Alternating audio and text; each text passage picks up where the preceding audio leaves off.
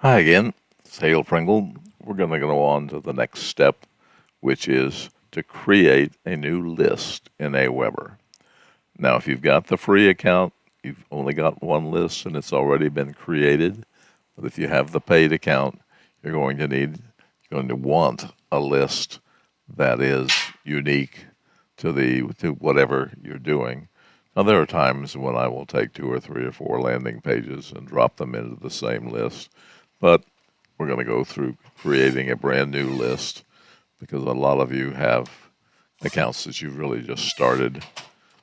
So let's go create a list. Okay, here we are in Aweber, and we're going to go create a list. Now, the first thing we have to do is figure out where the option to create a list lives. And it's actually at the bottom of the list. When you look up in the corner, there is which list is active, and that is actually a drop-down menu. And at the bottom of it, there are 2 options: create a new list and manage existing lists, where you can delete a list or make it pause, whatever. But so we're going to create a new list. We need to click on whatever the active list is and go down to the bottom of that list. I've got eye problems, so I am going to increase screen size so I can see things. So there's the create a new list. Once I've clicked on that, it's going to start to ask me a series of questions. So the first question they're asking is my company name. And this is one of the places that they don't ever use it except as the signature in the emails that go out for double opt-in. So I'm going to put Hale Pringle because I don't particularly want to have a email that goes out that says it's from Pringle Enterprises or Pringle Marketing Group. I'd rather emails come from a person, look like they come from a person anyway. Besides, I want the name recognition. We all should be working that people see our name and say, oh, that's somebody that I want to listen to. So the company name's Hale Pringle. The website is optional. You're going to be asked to fill in a physical address. By law, we have to have an address on the bottom of every email that we send out. I have several, so I can just pick one. But if you don't want your personal address shown, the only option I really know, other than having somebody else's address, is there's some of these box it and ship it stores that will rent you a post office type box. And they don't mind if you say Suite 107, when in fact it's Box 107. So your address can be 328 North 1st Street, Suite 107. And that sounds a whole lot more like you're a bigger company than a home address or particularly just a box number. Going to next. The next section, first thing they ask you is to name the list. I'm going to name it Fuel Industry Survey Group because there's a couple places that I can use just the name as it is, and the word group on the end of it makes it look like it's, you'll see when we get there. The next one is the description. The only place this is used is when people are unsubscribing, at least the only place I've ever seen. And so you want something here that might make them consider that maybe they don't want to unsubscribe. So I'm going to pause for a second and type some stuff in. Okay, I've put in a description that these members get tips and special information on how to save money on fuel prices and even how to make money based on the fact that fuel prices are going up and up. Next one, how would you like the people to, when they receive the email, to see your name? Now, I suggest, rather strongly suggest, people put their whole name, the name they're wanting people to recognize. I get emails from John, from Joe, from Sally, from info, from no reply. None of those give any name recognition, brand recognition to anybody. I don't know who Joe is. And to open it up, and in some cases have to go all the way down to see who it's really signed by to find out who was doing it. They've wasted a chance for name recognition, and they wasted a chance for me to open the email. Because unlike some people who say the subject line is the absolute most important thing, I disagree. I think the name that the email comes from is the most important when it's relevant. When I see an email from my mother, I don't care what the subject line is. I'm going to open it. There are certain people that when I see an email from them, I'm going to open it. I don't care what the subject line is. And you'd like to be that person for some people. The only way to do that is to have a name there that they can know that it's you. And if you just put Sally, they're not going to know Sally who. And even if they really like the recipes that Sally Johnson gives out, they're not going to open it because they didn't know it was Sally Johnson. So put your name there. Emails, this is actually a drop down that you'll have to put it in the beginning. The best professionally is when you have your own domain with your own name, and you can have an email that comes from that. Gmail has become pretty standard. Lots of companies use it, but the most professional looking is something with your name as the domain. I stopped using this. I typically use the Gmail. This one is actually forwarded to the Gmail, but I'll use it here. The verified, Aweber at some point will ask you if they want to verify your email, and they will send you a link, an email to your email address with a link in it. And when you click on it, you prove that you have access to the email that you say that you do. So the verified is something that will happen. We're going to next. This is the section on the double opt-in emails. Now we're going to make this list single opt-in, but there will still be people who get the double opt-in. People with very short names, 2-letter names, will get double opt-in, and people who put, if there's some word that might be considered junk, there are several other words, some of which I'm not going to mention. Aweber thinks that these people have created a special account that they do to get lead magnets, and they are going to ignore that list completely except when they're getting somebody's lead magnet. And if they think you're doing that based on the name of the email account, they'll make it double opt-in, just so the person is less likely to get the lead magnet somebody worked on.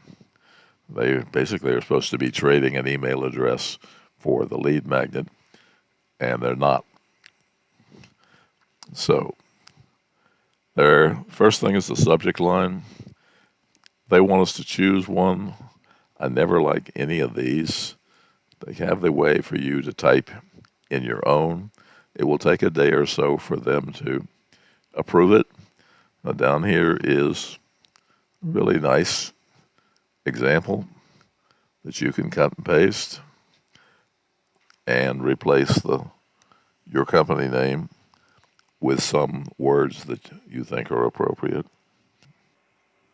All right, I've put in the please confirm your subscription to the fuel industry survey group, which is not a bad subject line. The next section is the actual email. Quite often I have to edit these, but in this case, since I have the list name is the fuel industry survey group, and the line that can be needing of editing has the list name in it. Replacing the list name with the fuel industry survey group works fine. So I don't have to click to edit that in this case. And the company name I talked about, there it is, that they are going to say thank you from, Hale Pringle, which I'm okay with. At that point, we've done everything we need to do, and we're going to create the list. So we now have a list, and it will have put us into that list. Now I'm going to go ahead and do the next section, which is editing the list while we're here. So down here, down the list of menu options, there's one that's called List Options, and in it is List Settings. So we're going to click on List Settings. And the first thing I want to show you is right here we have 3 panels. If you have used the Control plus and Control minus to make these bigger or smaller, that middle section can disappear. And those tabs we really need in order to be able to edit all of the lists. So you need to use the plus and minus with the Control key to get them to come back. Right, the first tab, the only thing that's in there that is interesting, and you can do this will give you an email that comes to you every time somebody signs on to the list. This is not something you want when it's a big active list, but in the beginning, when you're just starting out, you would like to know if somebody signed up for the list. So you can put your name and email. I quite often will put something like Hale Fuel Survey as my name and then put my normal email address. So when I get something from Hale Fuel Survey, I don't even need to open it. I know what it is. It's Aweber telling me that somebody signed up for the list. So let's go on to the second tab. There are 2 things I want to show you in this tab. One is, this is what's called the signature block, but I use it as the PS at the bottom of my email. It's the only paragraph that we have here. There are some other places. The snippets are 1 line, but this is the whole paragraph. Now, putting this on the bottom of each email, if there's nothing in it, it's just blank. But if I want to say, hey, there's a great Black Friday sale, click here to get 50% off on da-da-da-da-da. I can do that by putting that in here, and it will show up in every email that has the signature, this little piece of code that says this is the signature block, replace it with whatever is in this box. So by putting it in one place, I can have it go into all the emails, and when the Black Friday sale is over, I can only need to go to one place to remove the text.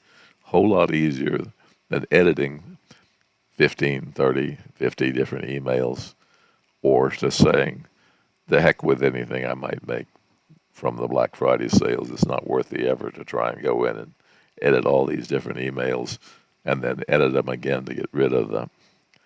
So that's a great place for, and people read the PSs as one of the most read sections in emails. Now this is all hooking up to Twitter and Facebook, which we're not going to do. But down here, the global snippets for the project I'm doing this for, there are 2 snippets that we need to create. Now what snippets are is we can create a name, and my dash name is one that I want there, and I'm going to put, again, Hale Pringle. We'll click Add, and Aweber has created a little piece of code. Now, there's a drop-down menu in the editor for the emails, so you don't have to remember what this code is, or copy and paste it. But this can be placed in an email, and every time Aweber sees this piece of code, it says, oh, this is my name, let's go get the value, and it'll put Hale Pringle where that is.